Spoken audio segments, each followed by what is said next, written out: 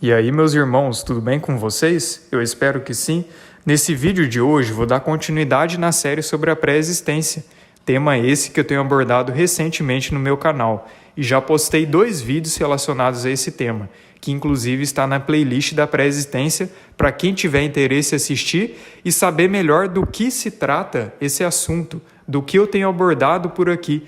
E com certeza, assistindo os 2 primeiros vídeos que eu postei, você entenderá com mais clareza o que eu vou abordar aqui nesse vídeo de hoje. Então, como eu venho falando, nós, humanidade, já existíamos antes deste mundo ser criado. E evidências bíblicas é que não faltam para nos mostrar o nosso estado anterior. Éramos anjos no passado, afinal todos nós somos filhos literais do Pai e habitávamos junto com Ele. Porém erramos, falhamos na eternidade, duvidamos do nosso Pai e devido ao nosso erro nós viemos parar aqui nessa terra, nesse mundo caído, nesse mundo de dores. E não que estamos aqui porque herdamos o pecado de um terceiro. É claro que o acontecimento no Éden influenciou diretamente para que parássemos aqui nessa dimensão.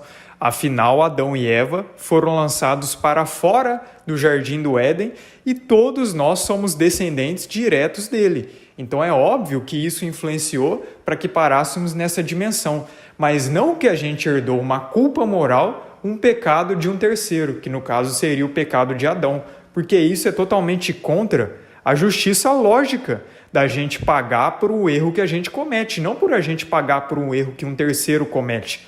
A gente jamais pode herdar uma culpa por algo que a gente sequer fez. E é exatamente isso que eu vou falar ao longo desse vídeo. E também depois vou explicar melhor o porquê do Éden ter sido criado, por que Adão e Eva foram postos lá e a consequência do erro deles, como que influenciou na nossa jornada aqui nessa terra. Bom, sabemos que a explicação predominante do cristianismo é que estamos aqui nesse mundo debaixo da condição de pecado, em corpos pecaminosos, merecendo a condenação, porque no jardim do Éden, uma cobra falante enganou Eva e ainda conseguiu convencer ela a comer do fruto proibido que o Criador proibiu, e que no caso esse fruto seria uma maçã, apesar de não ter nenhuma menção na Bíblia de que era uma maçã literal. Trata-se de outra coisa que depois eu vou explicar bem brevemente, e que depois ela deu esse fruto proibido para Adão, e que devido a esse erro dos dois, todos nós herdamos o pecado deles. E estamos aqui nesse mundo de sofrimento porque eles cometeram esse erro. Porém, a própria Bíblia deixa bem claro que isso é totalmente contra a justiça do Pai, a justiça lógica. E não faltam versos que deixam esse entendimento. Veja só o que está escrito bem claro no capítulo de Ezequiel 18, a partir do verso 1, onde o profeta fala inspirado divinamente pelo Pai. E veio a mim a palavra do Senhor, dizendo: Que pensais vós, os que usais essas parábolas sobre a terra de Israel, dizendo: Os pais comeram uvas verdes e os dentes dos filhos se embotaram? Vivo eu, diz o Senhor Deus, que nunca mais direis esta parábola em Israel. Eis que todas as almas são minhas, como é a alma do Pai, assim também a alma do Filho é minha. A alma que pecar, essa morrerá. E no verso 20 desse capítulo, o profeta enfatiza novamente: a alma que pecar, essa morrerá. O filho não levará a iniquidade do pai, nem o pai levará a iniquidade do filho. A justiça do justo ficará sobre ele, e a impiedade do ímpio cairá sobre ele. E no capítulo de Jeremias 31, quando Jeremias fala sobre a restauração de Israel que o Messias ia fazer, nos versos 29 e 30, ele também diz a mesma coisa que o profeta Ezequiel, que nunca mais se mencionará esse ditado popular em Israel, que o pai é que come uva verde e que o dente do filho é que se embotará, e que cada um é que deve pagar pela sua culpa, pelo seu erro. Então, o que acontecia em Israel naquela época? Tinha um dito popular muito comum em que eles acreditavam que o pai cometia algo errado e que o filho era culpado pelo pecado do pai. E o Criador deixou bem claro por meio do profeta Ezequiel e também por Jeremias que é para nunca mais se mencionar algo do tipo. E é cada pessoa que deve pagar pelos seus erros, pelos seus pecados, e não pagar pelo erro de um terceiro. Só esses versos já contrariam essa ideia que é predominante no cristianismo, de que nós estamos aqui porque herdamos a culpa moral de um terceiro, de um antepassado nosso. O próprio rei Davi, que era um dos homens que foi mais temente ao Criador, por mais que ele tenha cometido os erros, e erros inclusive graves, quando ele vai fazer a confissão de seus pecados ao Criador, no Salmo 51, no verso 5, ele diz que sabia que era pecador desde o seu nascimento, desde que sua mãe o concebeu. Como pode você ser pecador desde o nascimento, desde a sua fase de inocência, se você, em tese, não cometeu nenhum pecado anterior? Como pode ser assim? A Bíblia não é um livro contraditório, não tem essa de uma passagem ficar conflitando a outra, como se uma dissesse algo e a outra dissesse outra coisa totalmente diferente. Toda a história está em total harmonia, porém precisa ser analisada em seu devido contexto e em sua devida aplicação. E não dá para se interpretar a Bíblia só de forma literal. Então, analisando esses versos e o que envolve a nossa situação pré-existente, não há dúvidas de que nós é que pecamos, nós é que falhamos, nós é que erramos. E devido ao nosso erro, nós viemos parar aqui, debaixo da culpa de pecado. Por isso que no verso de Romanos 3, 23 e 24 está bem claro: todos pecaram e destituídos estão da glória de Deus. Ou seja, todos nós, seres humanos, pecamos. E devido ao nosso pecado, devido ao nosso erro, fomos destituídos da glória que um dia estávamos instituídos. Porém, o nosso Messias Yeshua nos resgatou, nos reconciliou com o Pai. Ele redimiu nossos pecados. Toda a culpa do pecado caiu sobre ele. E todo aquele que é fiel a Yeshua, esse pode voltar ao Pai, porque Yeshua se tornou mediador entre o Criador e os homens. E perceba os termos, ele nos resgatou. Só se pode resgatar aquilo que te pertencia e por algum motivo foi perdido. Ele nos reconciliou. Só se pode reconciliar aquilo que um dia estava conciliado e que por algum motivo deixou de ser conciliado. Imagina só que o seu avô cometeu um crime e devido ao crime que seu avô cometeu, ele foi parar na prisão, preso justamente. Aí ele passa o resto da vida na cadeia pagando pelo seu crime. Só que aí o Estado decide estabelecer uma lei que a partir de agora todos os descendentes de seu avô teriam de nascer e passar o resto de suas vidas numa prisão. Imagina se isso acontecesse. Seria justo?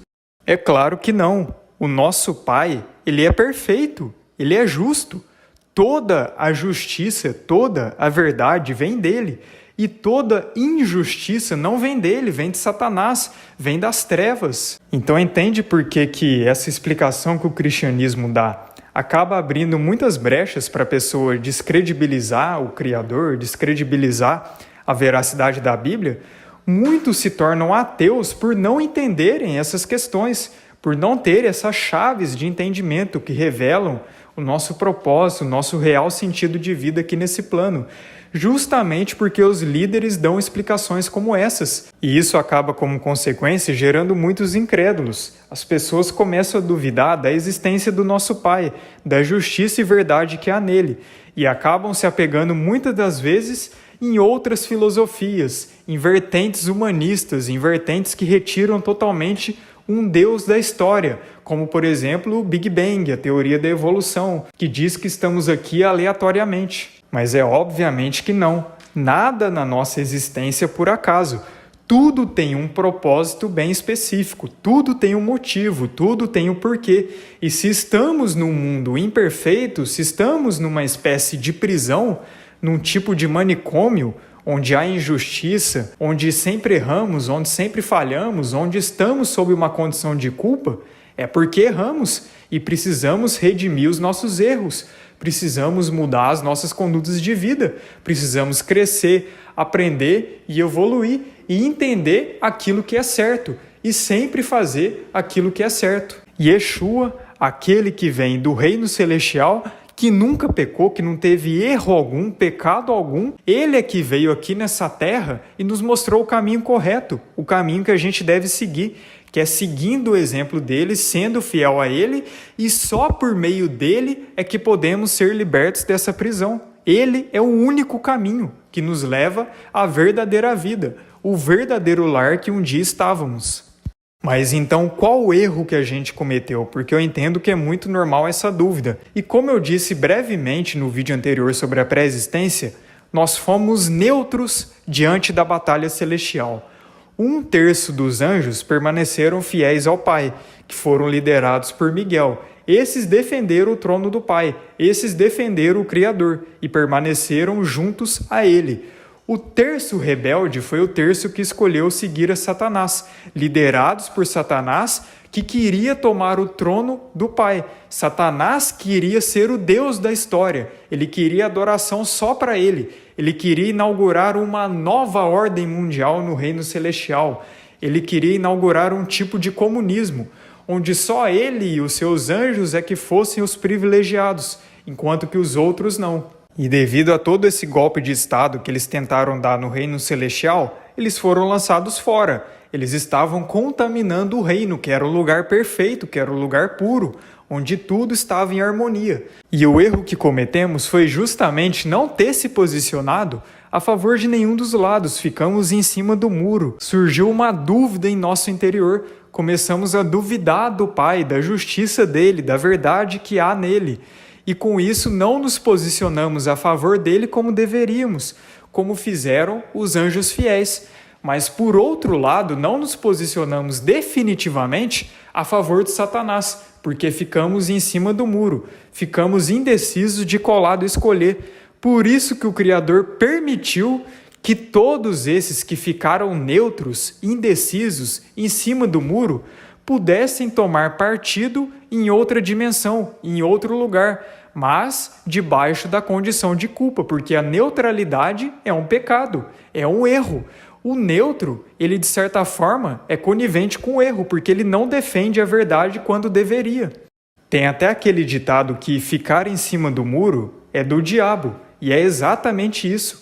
O fato de termos ficado em cima do muro fez com que parássemos aqui debaixo da condição de culpa, debaixo da condição de pecado, estando sob um teste para demonstrar se de fato somos fiéis ao Pai ou não. Alguns podem se questionar de que não há nenhuma referência bíblica que indiquem o nosso estado de neutralidade nos céus. Porém, com a chave de entendimento da pré-existência, muita coisa fica muito mais claro nas Escrituras, fica muito mais em harmonia. Muitas questões que antes não entendíamos, começamos a entender. E no capítulo de Apocalipse 12, quando fala brevemente sobre a batalha nos céus, mostra uma distinção de 3 grupos diferentes, de um grupo de anjos que ficaram junto com Miguel, de um grupo de anjos que ficaram juntos com Satanás e de um grupo de anjos que foram arrastados pela cauda do dragão e foram arrastados justamente por não tomarem nenhum partido. Eu vou ler a partir de agora para que você possa entender. E viu-se um grande sinal no céu, uma mulher vestida do sol, tendo a lua debaixo dos seus pés e uma coroa de 12 estrelas sobre a sua cabeça. Estava grávida e com dores de parto, e gritava com ânsias de dar à luz. E viu-se outro sinal no céu. Eis que era um grande dragão vermelho que tinha 7 cabeças e 10 chifres, e sobre as suas cabeças 7 diademas. E a sua cauda levou após si a 1/3 parte das estrelas do céu, e lançou-as sobre a terra. E o dragão parou diante da mulher que havia de dar à luz, para que, dando ela a luz, lhe tragasse o filho. E deu à luz um filho homem, que há de reger todas as nações com vara de ferro, e o seu filho foi arrebatado para Deus e para o seu trono. E a mulher fugiu para o deserto, onde já tinha lugar preparado por Deus, para que ali fosse alimentada durante 1260 dias. E houve batalha no céu. Miguel e os seus anjos batalhavam contra o dragão, e batalhava o dragão e os seus anjos. Mas não prevaleceram, nem mais o seu lugar se achou nos céus. E foi precipitado o grande dragão, a antiga serpente chamada o Diabo e Satanás, que engana todo mundo. Ele foi precipitado na terra. e os seus anjos foram lançados com ele. Então, baseado nesse texto, qual que é a interpretação predominante no cristianismo? É que no verso 4, quando fala que o dragão arrastou a terça parte das estrelas, esses são os anjos caídos. Então, no cristianismo é predominante a ideia que eles acreditam que 1/3 caiu, que é o terço que seguiu a Satanás, e 2/3 permaneceram fiéis ao Pai. Porém, o terço de Apocalipse 4 é diferente do grupo de anjos que escolheram Satanás. E eu vou mostrar aqui a partir das palavras no original que indicam bem claramente isso. O arrastar de Apocalipse 12:4, a palavra original é suró, e o significado é arremessar, varrer, puxar à força. E essa palavra é utilizada em outros 4 versos da Bíblia, que inclusive eu vou deixar aqui na tela para que vocês possam conferir. E eu vou ler aqui só um deles para mostrar como que todos esses versos trazem o mesmo entendimento de Apocalipse 12:4, de algo que foi arrastado sem o consentimento de quem foi arrastado. Olha só, por exemplo, Atos 8:3. E Saulo assolava a igreja, entrando pelas casas e arrastando homens e mulheres, os encerrava na prisão. Ou seja, Saulo, que é o apóstolo Paulo, antes dele se converter, ele perseguia a igreja e arrastava várias pessoas que se consideravam servas verdadeiras de Yeshua para a prisão, sem o consentimento delas, obviamente. Então, baseado no significado dessa palavra no original, essa terça parte das estrelas, e estrelas são anjos, que foram arrastadas pela cauda do dragão, que no caso é Satanás, foram arrastadas, mas sem o consentimento absoluto delas.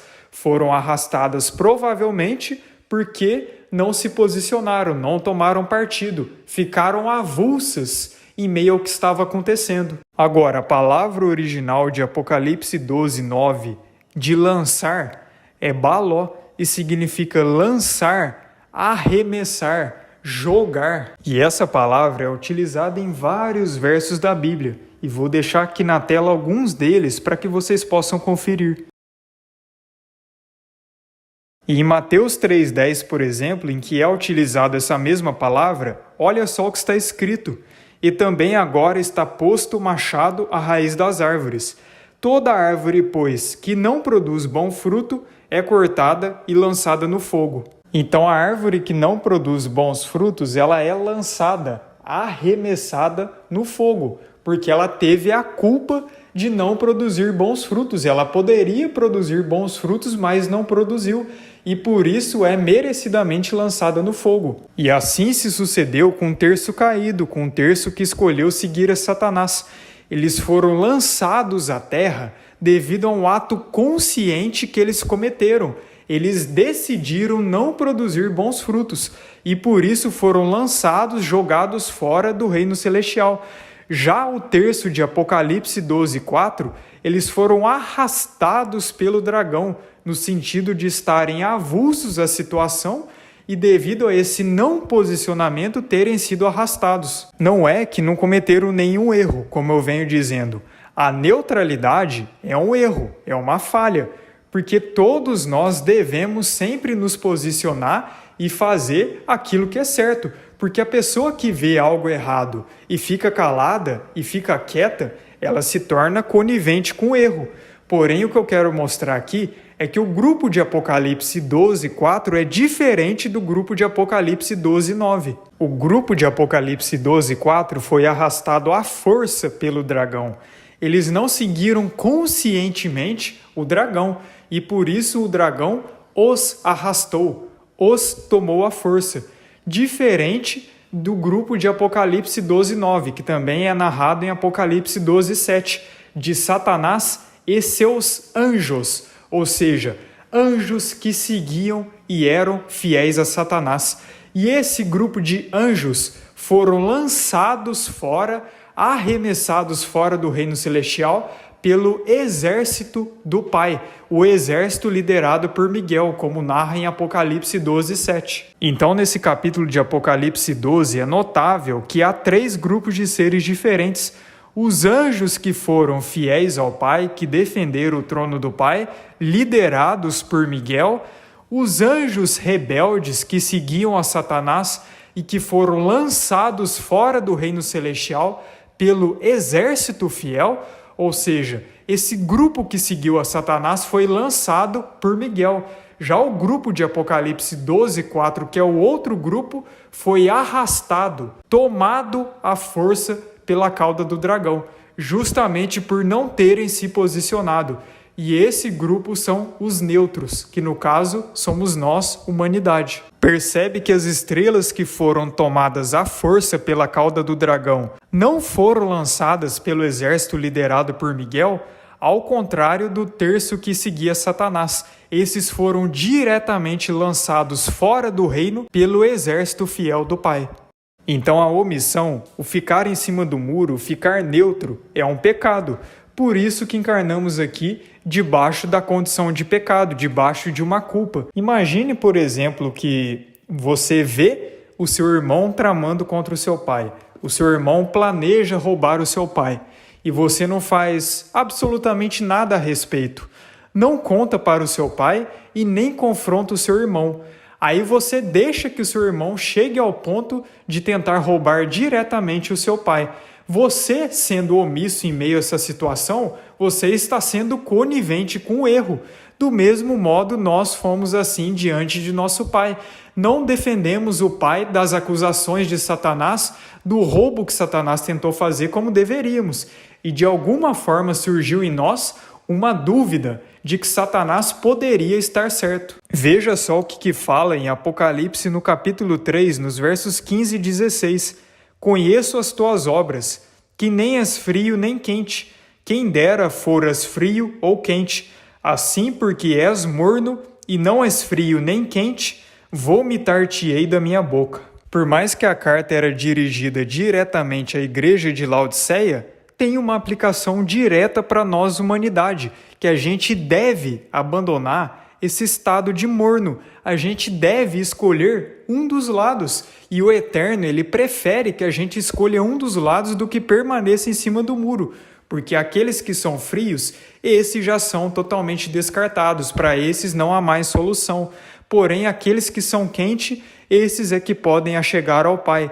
Esses é que estão com o Pai ou ainda estarão em breve. Já os mornos, eles serão lançados fora, junto com aqueles que são frios, porém ainda há chance para eles, só que o tempo está acabando. Aqui nessa terra é a última chance, não tem mais volta. Ou abandona logo esse estado de ficar em cima do muro, ou a pessoa será definitivamente condenada junto com o terço caído, junto com aqueles que foram frios diante de nosso Pai. Tiago, no capítulo 4, ele fala: aquele, pois, que sabe fazer o bem e não o faz, comete pecado. E esse foi o tipo de pecado que cometemos na eternidade diante do Pai. Sabíamos o que era certo, sabíamos o que era justo, o que era perfeito, mas de alguma forma surgiu alguma dúvida em nós e fez com que a gente não se posicionasse a favor do Pai como deveria. De alguma forma a gente deixou que as trevas entrassem dentro da gente, que as soluções que Satanás apresentou nos convencesse de alguma forma, mas não em definitivo. Por isso que o Pai nos deu uma nova chance, porque Ele viu que para nós ainda havia alguma solução, porque não deixamos totalmente as trevas tomarem conta, ao contrário dos que seguiram Satanás. Esses rejeitaram tudo que vem do Pai e adotaram Satanás como Deus e Pai da vida deles. Em Apocalipse 21:8 fala que os covardes não herdarão o reino de Deus. E covarde significa aquele que é medroso, aquele que deixa o medo e a dúvida falar mais alto do que a fé. Esses serão condenados, porque ficar em cima do muro, deixar que a dúvida o impeça de se posicionar a favor do que é certo, é um erro, é um pecado, e leva inclusive à condenação. Em Mateus 25, quando Yeshua vai julgar os habitantes da terra, ele fala para os que forem condenados, que eles tiveram a oportunidade de fazer o bem, de ajudar o próximo, mas não o fizeram, ou seja, foram omissos e coniventes com o erro, deixaram a omissão falar mais alto do que a necessidade de fazer o certo, e isso leva à condenação. e não há um terceiro destino para aqueles que permanecerem neutros até o final de suas vidas. Ou você será colocado à direita, junto com as ovelhas, e herdará o reino de Deus, ou você será colocado à esquerda, junto com os bodes, e será definitivamente condenado, sem volta, sem chance de arrependimento, sem perdão. Multidões, multidões no vale da decisão, porque o dia do Senhor está perto, no vale da decisão.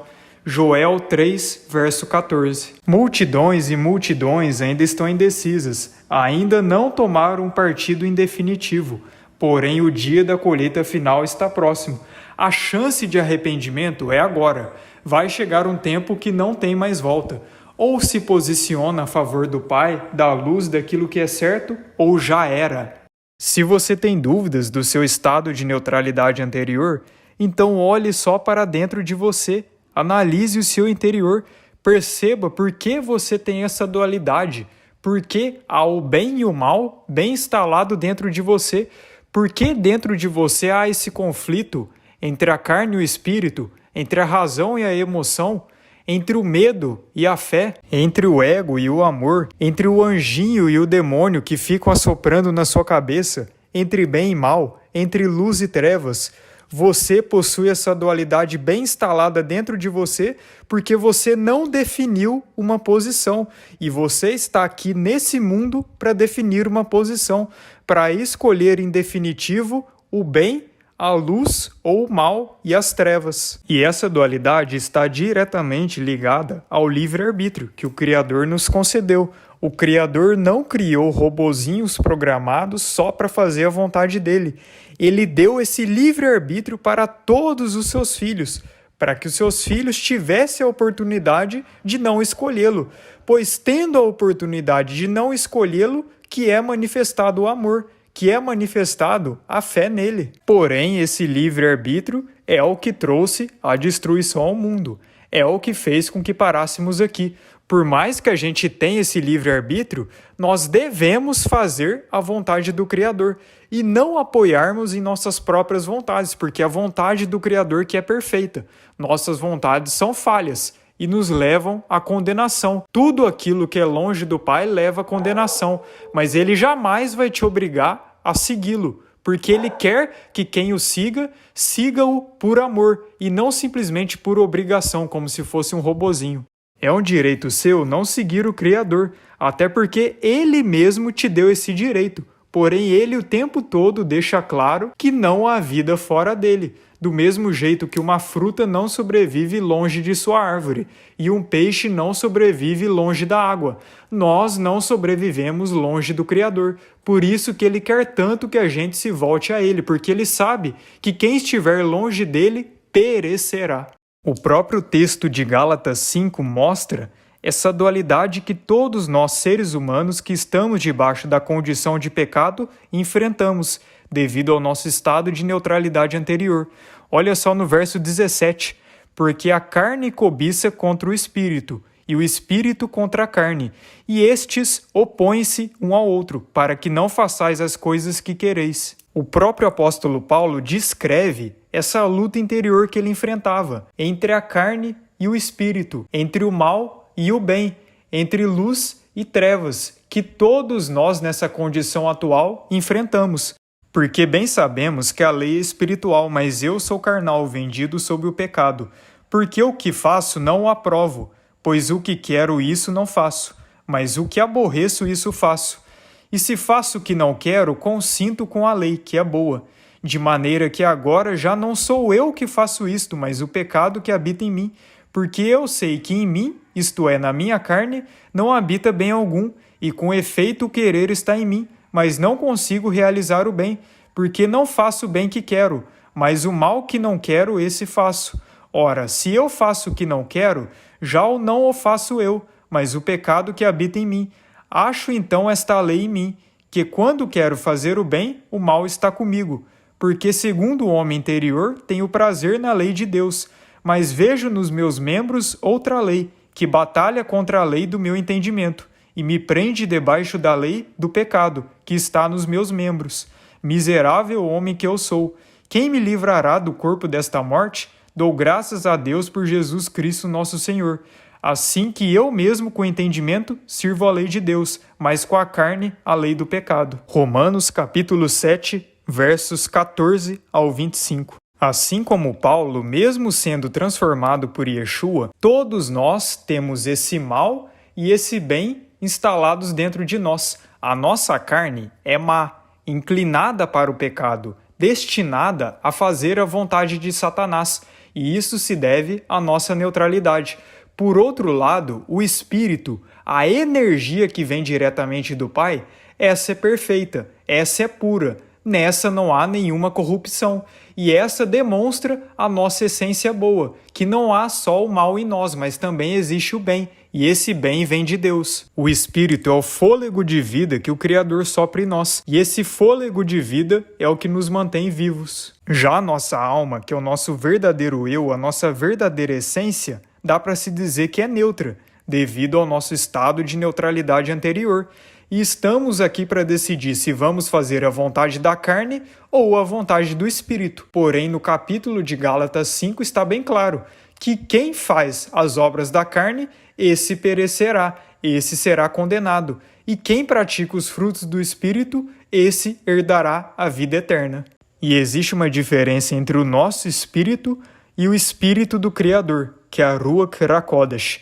O nosso espírito é o fôlego de vida que nos mantém vivos, porém só podemos herdar o reino se renascermos do Espírito do Pai, da Ruach. E é o Espírito Santo que faz essa obra em nós, dessa total transformação, de renascermos, de transformarmos em uma nova criatura, para estarmos aptos a caminhar rumo de volta para casa. Percebe que só devido ao fato de termos o lado bom e o lado mal dentro de nós já indica nossa neutralidade anterior?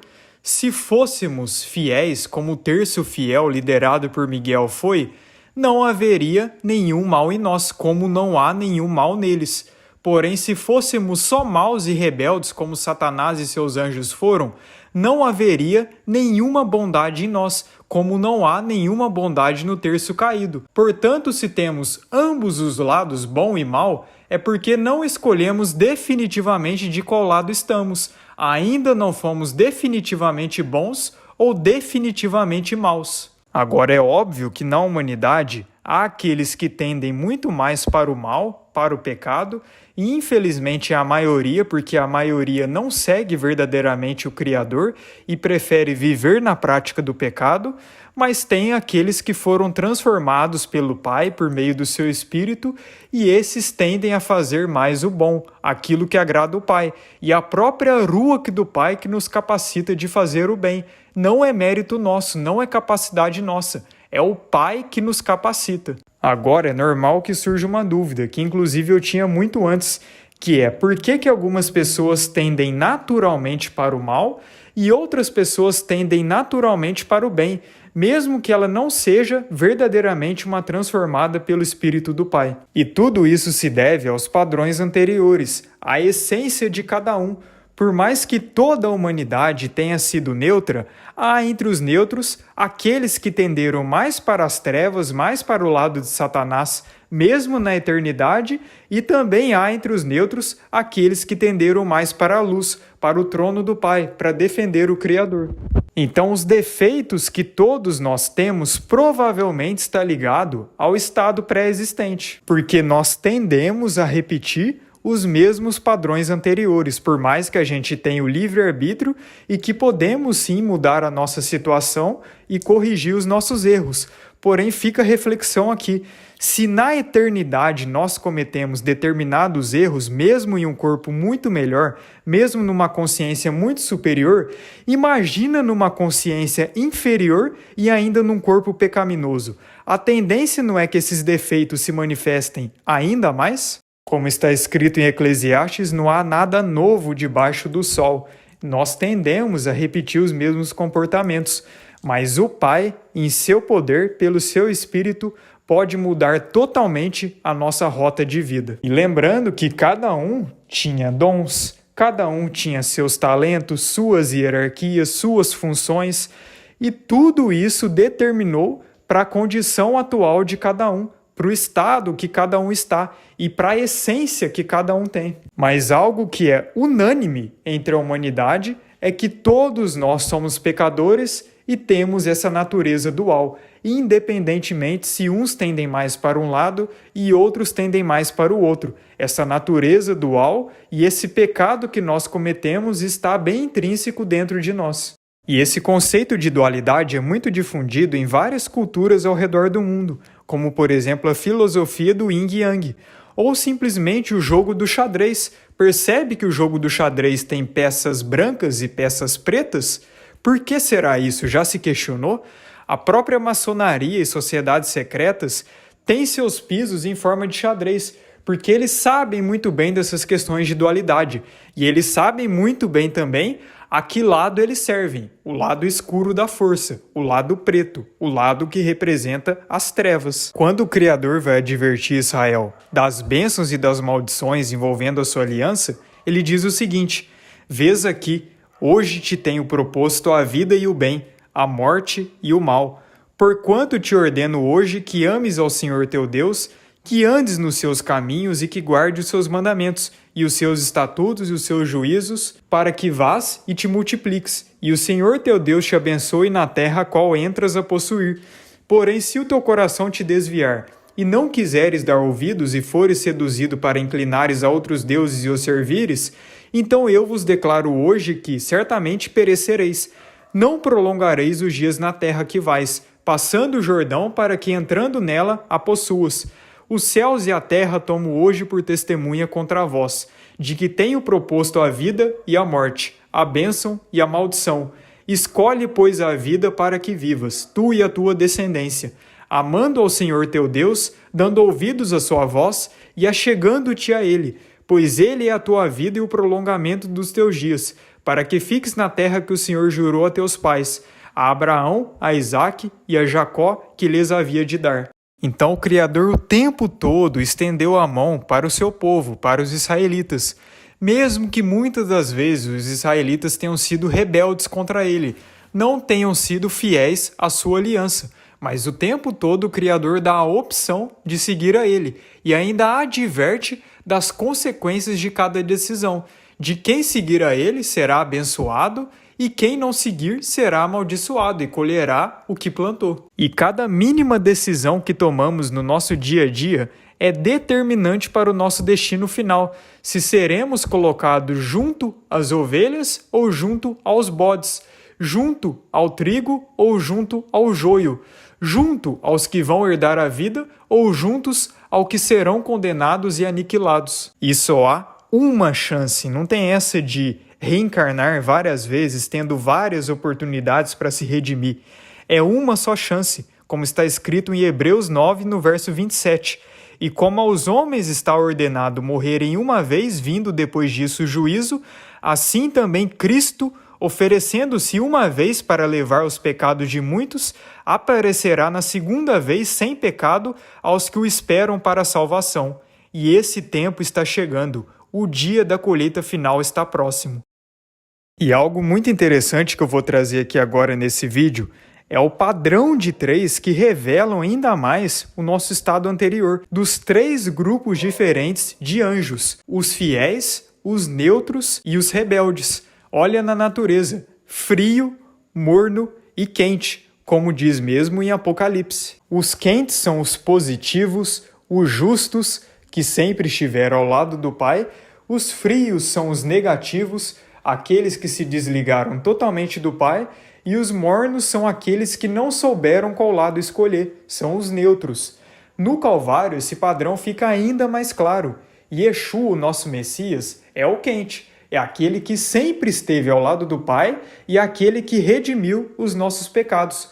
O ladrão rebelde é o que ficou do lado de Satanás e nunca se arrepende, e não há chance para ele a não ser a condenação, porque ele é frio, ele escolheu seguir a Satanás, sem volta.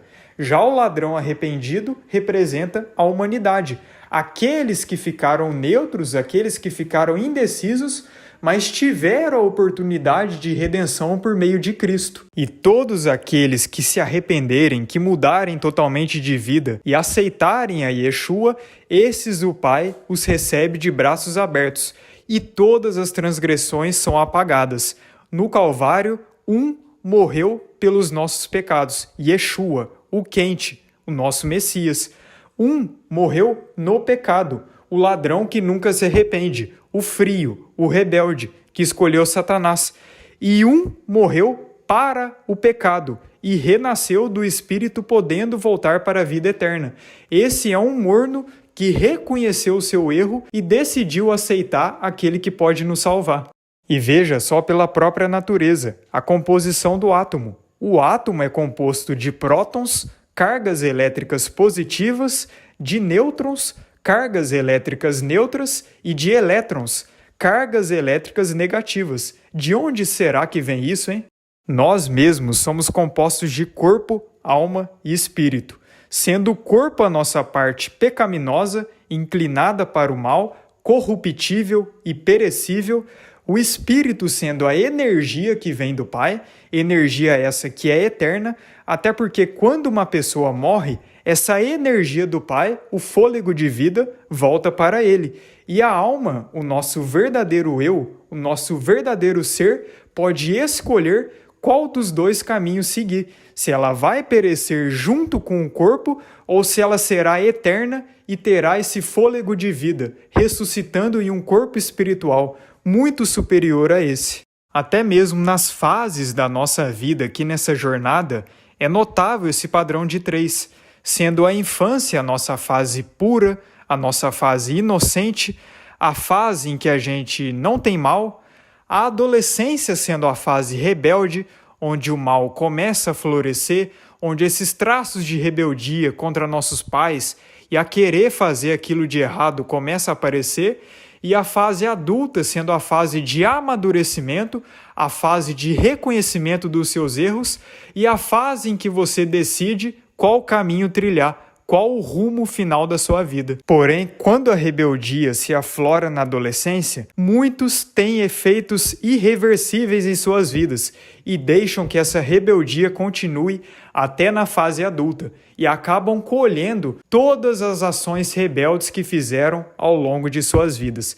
E Satanás se aproveita muito dessa fase adolescente, pois ele sabe muito bem que nessa fase da adolescência surgem os traços de rebeldia, e é aí que ele decide fazer o estrago total na pessoa, que acaba deixando que o mal prevaleça. E por isso que Yeshua falava: deixar vir a minhas criancinhas, pois de tais é o reino dos céus. E quem quiser herdar o reino tem que ser como uma criança, tem que manter essa pureza de uma criança, como no estado anterior, porque as crianças simbolizam o estado angelical, o estado da pureza, o estado de total serviço ao nosso Criador.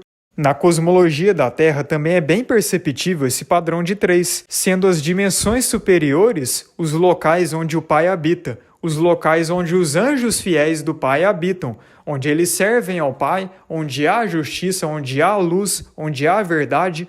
A Terra é um campo de provas, é um local neutro, pois tem tanto a força das trevas quanto as forças da luz operando. E as dimensões inferiores são as dimensões de trevas, as dimensões de escuridão, as dimensões que serão o destino final dos pecadores, onde não há mais misericórdia e nem arrependimento. E até na divisão do tempo aqui nessa dimensão, passado, presente e futuro, também se aplica esse padrão de 3. O passado representa as trevas, afinal as trevas serão consumidas, ou seja, ficarão no passado, nunca mais existirão. A neutralidade indica o estado presente, temporário e passageiro. Já a luz perdurará por toda a eternidade e simboliza o futuro. Do mesmo modo que todos os demônios são trevas, já estão condenados e para eles não há mais solução, por isso que eles ficam no passado. Nós, humanidade, somos neutros, estamos no estado presente e ainda há oportunidade para nós, porém ela é temporária e passageira.